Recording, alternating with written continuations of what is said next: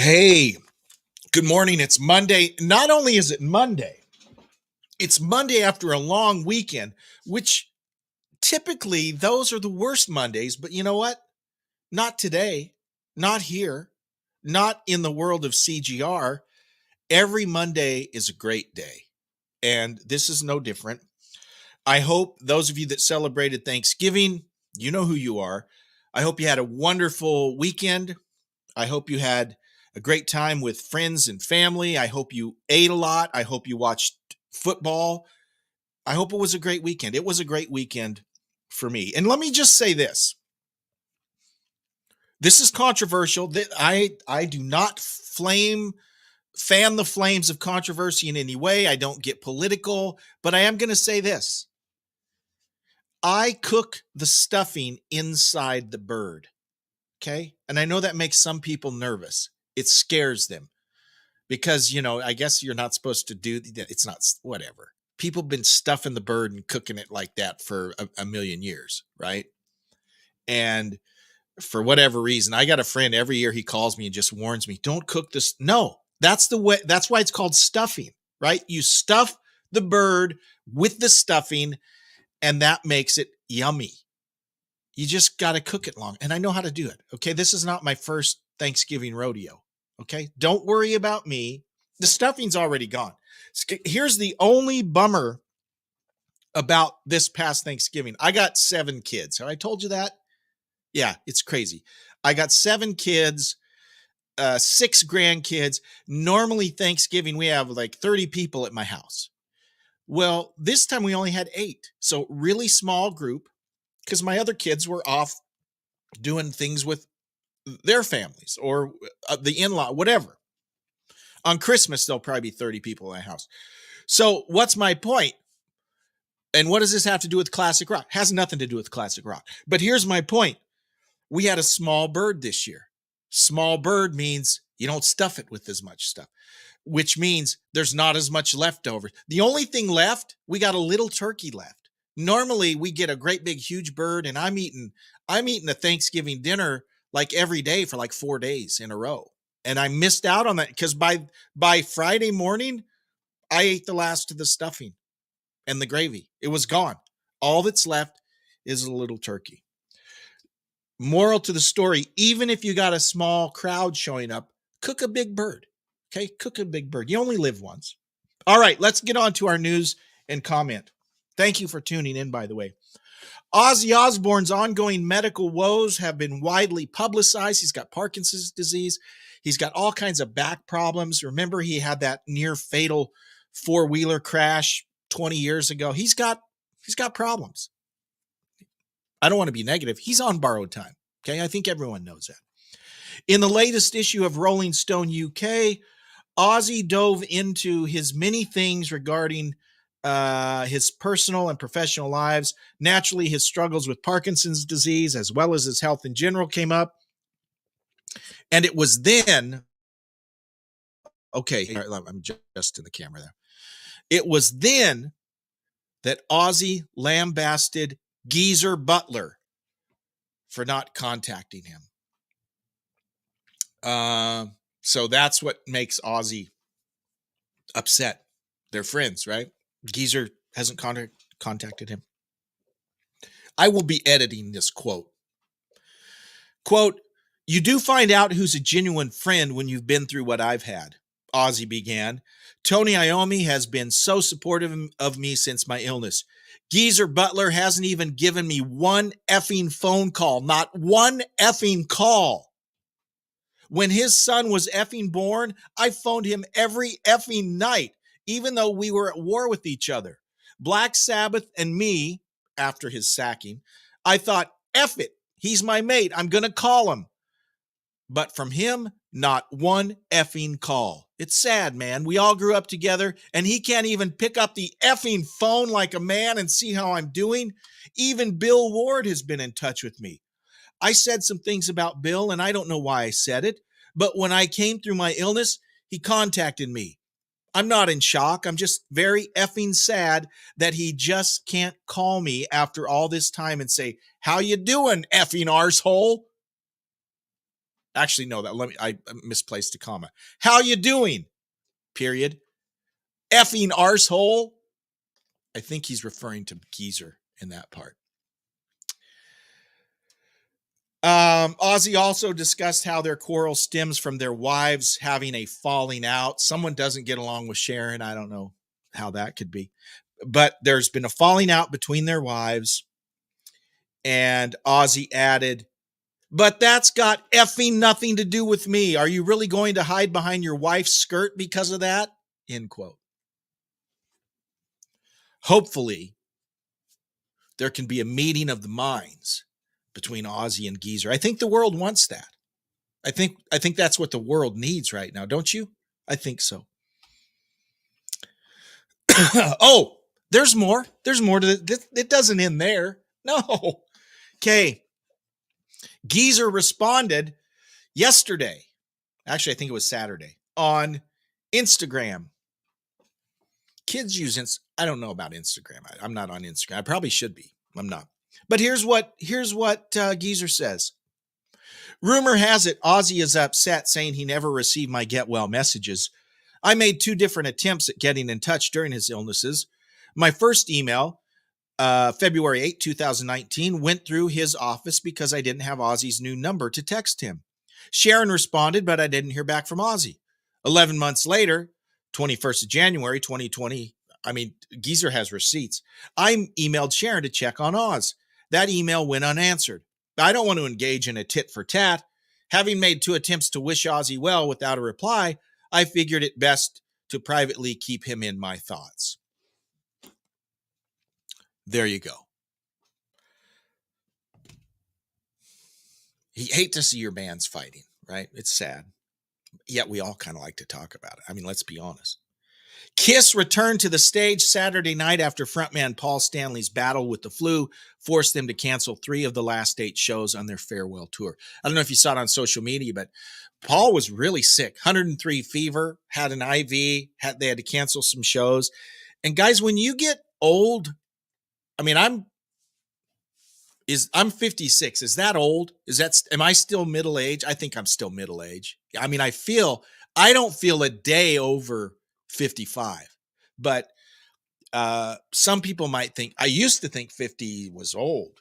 Not so much anymore. What was my point? My point is the older you get, the bigger deal the flu is. People die from the flu, and it's usually older people. And Paul is an older people now. So you can't mess around with this stuff. The band performed their typically explosive stunt-filled set at Indianapolis Gainbridge Fieldhouse after missing shows scheduled for this past week in Ottawa, Toronto, and Knoxville. Paul says, quote, I've done everything possible to get on stage and be a part of the incredible 2.5-hour celebration we planned, but this flu has made it impossible. Stanley said of the cancellations on social media alongside a photo that showed him hooked up to an IV bag. We just talked about that. Prior to last night's show in Indianapolis, Stanley elaborated on the extent of his illness. I've done shows with cracked ribs. I've done shows with 103 fever. He explained during a pre-show sound check and Q&A session. This time I was wondering if it was my time. But anyway, I'm here and it's awesome. So good. Great job. Now, their last show's like December 3rd. So I don't think they'll be making up those shows he missed, which is a bummer. Because normally, often, they'll reschedule and come back and play later if they have to cancel. But there's no word of that here. I bet you that they go back and play those. They're not going to leave money on the table with three shows in 3 cities. I don't know. We'll see. We'll see how it goes. Okay, now last week, I mentioned that Daryl Hall had filed a lawsuit against John Oates and obtained a temporary restraining order against him. Now, anytime you hear restraining order, you go, ooh, spicy. Well, now we know what this restraining order is about, and it's the opposite of spicy. The filings were under wraps until The filings were under wraps until November 22nd when a Tennessee judge partially unsealed the case, revealing the reason for Hall's suit. According to the Associated Press, Hall is attempting to block Oates from selling his share in their joint venture to Primary Wave Music, claiming it would violate the terms of the pair's business agreement. So, you've heard of this in the past. Fleetwood Mac has done it. Other people have done it. It's just not coming to, I think Springsteen might have done it. Neil Young, I think, has done it. Maybe not Springsteen. Anyways, lots of these aging rockers that have a catalog that's valuable will sell the rights off in one lump sum. Okay, so the way it works with copyrights, you are consistently making money off of your music, right? Because it gets played all the time. And so if your music is used in a commercial, whatever, they continue to make money. Think of the Beatles catalog and Michael Jackson bought the Beatles catalog way back in the 80s, right? Think of all the money that you make when your music is played and used. So what a lot of artists do as they get older, they're like, well, I'm getting older. I could use the money now in retirement. I'm not really putting out music anymore. I'm going to sell the rights to my catalog, to my publishing now. So they get a lump sum. And it's, depending on the artist, it's millions of dollars. So John was apparently trying to sell his half of the rights that he had with Hall & Oates to get his lump payment now. Well, Daryl says, hey, no, you can't do that because that's infringing on our contract. We're a partnership. I don't know all the details, right? So the suit also applies to Oates' wife, Amy Oates, and Richard Flynn, co-trustees of Oates Trust. It states that Oates and his team entered into a letter of intent with Primary Wave Music for the sale. This letter allegedly violates a confidentiality provision by disclosing Hall & Oates' business agreement with Primary Wave. Thus, the suit says, the entire unauthorized transaction is the product of an indisputable breach of contract.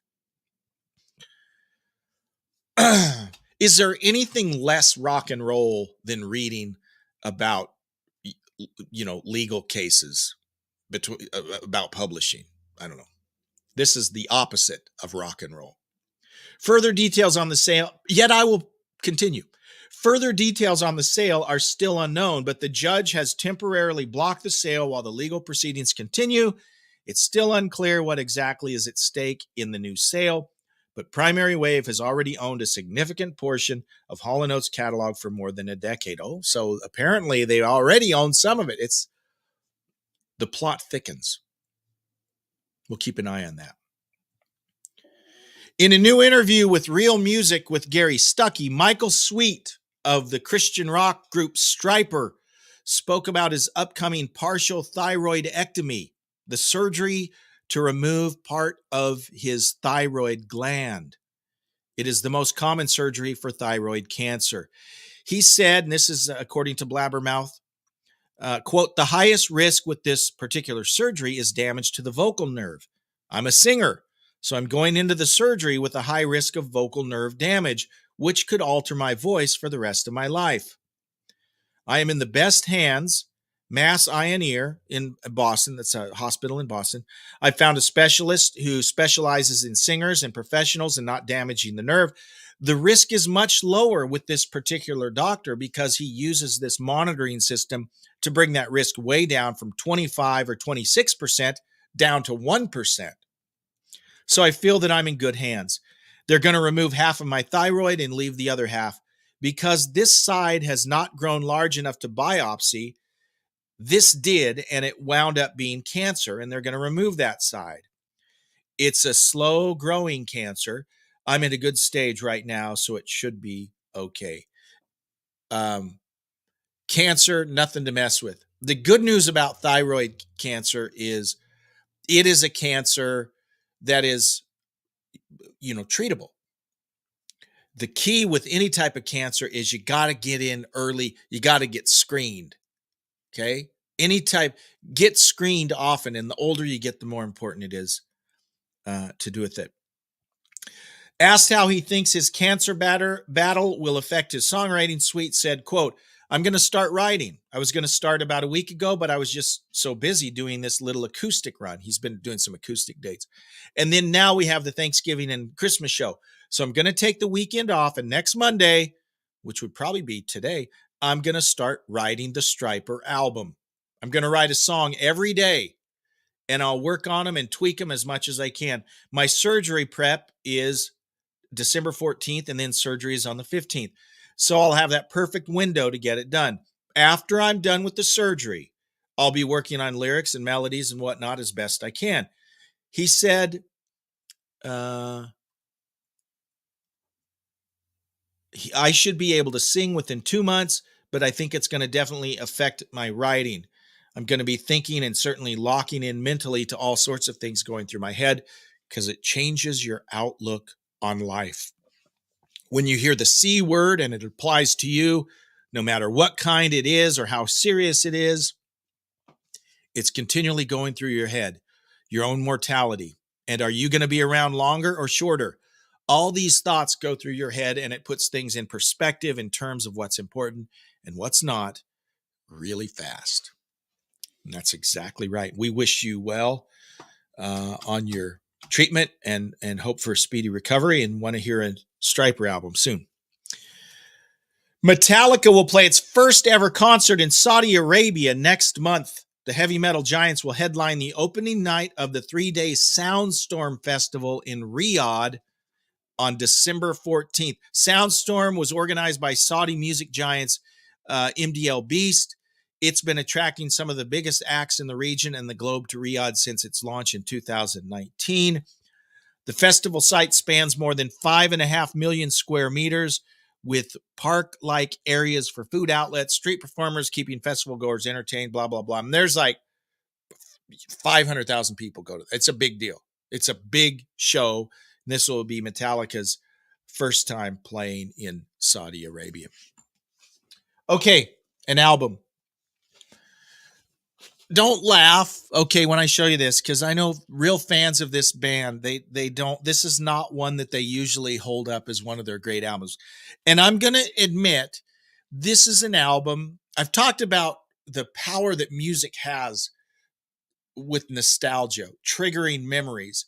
And we all have albums that because of the time of life that we listen to them and the memories associated with it, we can't help but like it. Even when I go back and listen to it, it's pretty dated and kind of cheesy. But guys, this album that literally, you could find, I paid $3. I paid $3 for this, still in the wrapper. I have opened it since, but when I bought it, it was at some clearance place, $3, brand new, ever opened. I've burned through a couple cassettes, and I have another scratchy version of this on LP. This is the underappreciated Foghat, Girls to Chat and Boys to Bounce album from 1981. It is nothing like Slow Ride, okay? It's nothing like the mid-70s heyday. This is a pop album. But man, I love it. I love this album. And again, my friend Lyle and I, he could drive, I couldn't. I didn't have my driver's license. We would tear through the countryside in western Montana, cranking out this on cassette. And that's probably why I like it. Just the memories associated, but it's catchy too. It's a great pop album. If you can imagine pop songs with slide guitar. I mean, that's kind of what it is. Some songs are kind of even new wavy sounding, but if you ever get a chance to listen to this album, listen to it. Yeah, it sounds dated. It sounds like 1981. That's why it's so awesome. Foghat's Girls to Chat and Boys to Bounce. My favorite track, called Wide Boy. Not White Boy, Wide Boy. 6 feet from shoulders to shoulder, 5 feet from the ground. Got to check it out. Foghat's Girls to Chat Girls to Chat, Boys to Bounce from 1981. Thank you so much for tuning in for the daily update. Thank you for all your support, for listening to the podcast. And guys, I haven't harped on this recently, but I'll harp on it today. For just $1 a month, you can be a subscriber on our X page. So if you're on X, please give us well, follow us, obviously, but then subscribe. It's just $1 a month. You won't even notice that. $1 a month. Thanks so much. We'll see you tomorrow for another CGR update. Live long and prosper.